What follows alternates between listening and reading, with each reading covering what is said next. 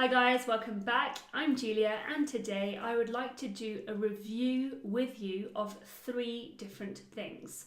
First of all, prefixes. Now we're going to look at prefixes that will help us create the opposite of adjectives.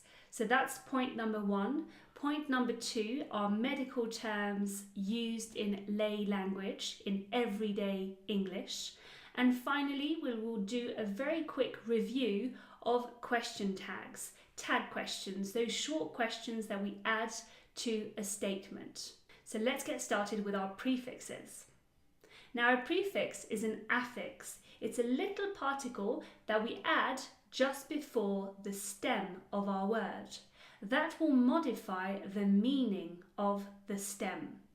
So you most probably know certain prefixes already, such as im. Are you patient? Are you impatient? Im is the prefix here.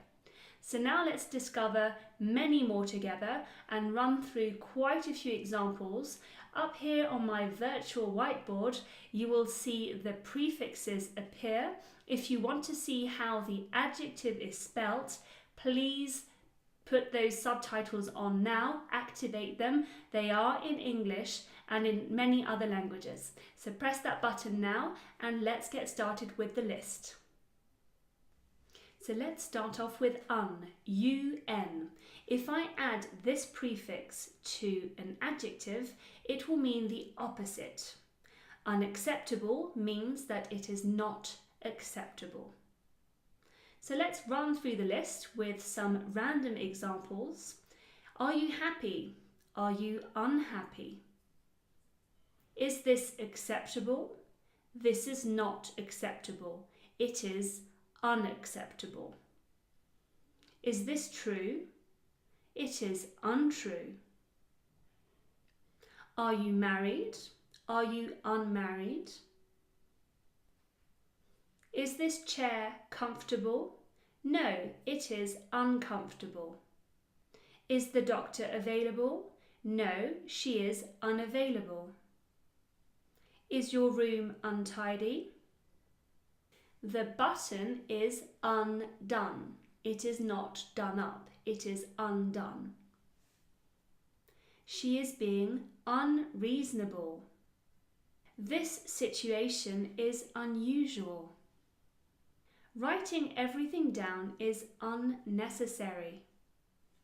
The story's plot is unbelievable. The neighbour is friendly. She is not unfriendly. I am unable to help. You seem uncertain. Now let's move on to im. Im, like in impatient. Im generally precedes the letter P. Impossible, improbable, immature, immortal, impolite.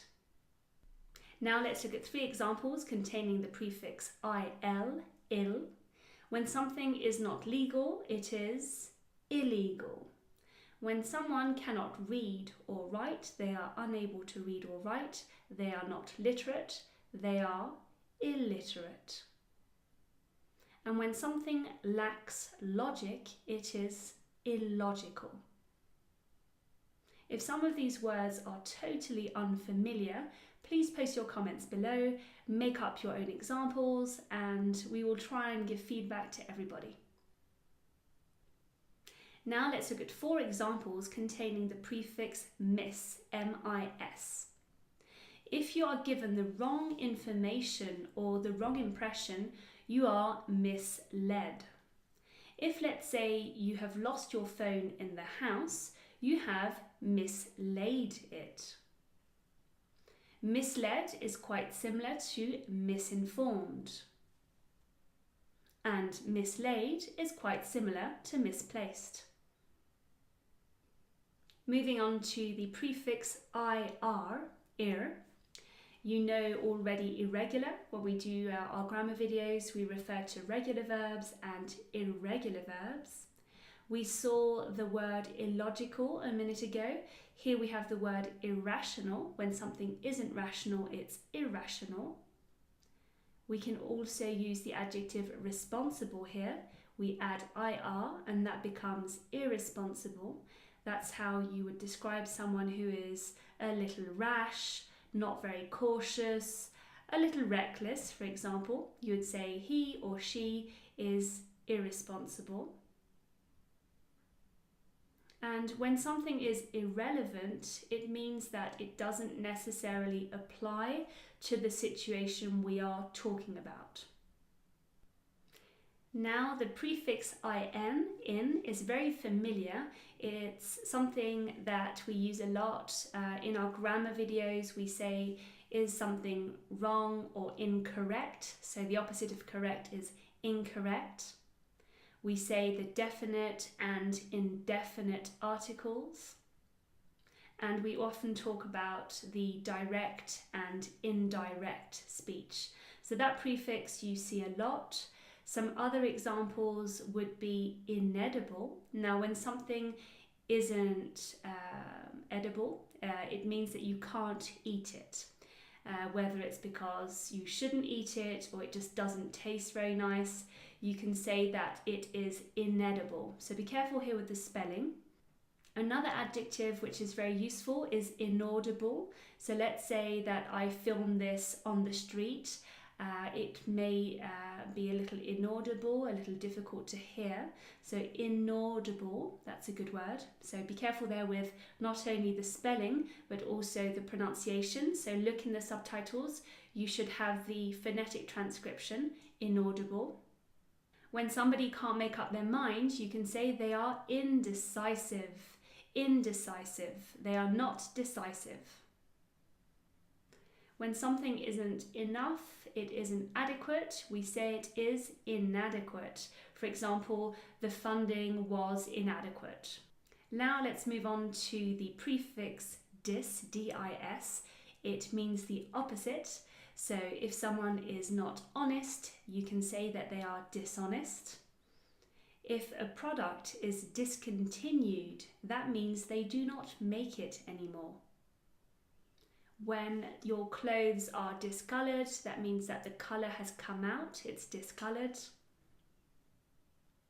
And you can use this prefix with lots of past participles of verbs like liked, disliked, approved, disapproved, and many more. The prefix de, decoded, that's when you have cracked the code, it's decoded, there's no code. Declawed, that's when you remove the clause, declawed. And decreased, the opposite of increased. Here I'm going to give you fewer examples because there are many more examples, but they are very technical terms. So with ab, abnormal. When something isn't normal, it can be abnormal. Anti, you can say antisocial, anti-inflammatory. Anticlimactic, that's for example when you read a book and you are disappointed by the twist, for example, or the ending of the story. You can say it was very anticlimactic, it was disappointing, basically. You most probably have in the house antibacterial products, anti-aging creams. So that's a prefix that you will see a lot on labels of products. Counter, when something is counterproductive, that means that you are spending time on something that actually doesn't help, it's counterproductive. And then you have the prefix non. So we use a hyphen in British English. You can remove that hyphen if you choose to spell words in American English. So, for example, you could say, is this product returnable? No, it's non-returnable. So there you'd have a hyphen in British English spelling. You would just have one word. You'd remove the hyphen in American English spelling. So that's it for prefixes today. Let's move on to the second part of this video, which is dedicated to medical terms in layman's terms, so in everyday English. So I have no medical background, of course. I'm just doing this for everyday use of terms. So for my students that are nurses and doctors, please forgive me if my explanations are imperfect. But for those who are here and are unfamiliar with these terms, I think they are very useful in everyday situations. So let's start off with anti-inflammatory. That helps reduce swelling, soreness or pain. Anti-inflammatory. So if you don't have the subtitles on, please put them on now, because for these words in the subtitles we have added the phonetic transcription. Benign means non-cancerous, unlike malignant. In remission doesn't mean cured, it means that the disease isn't getting worse. BMI is a body fat measurement based on height and weight. BMI stands for body mass index. Hypotension, so hypotension means low blood pressure.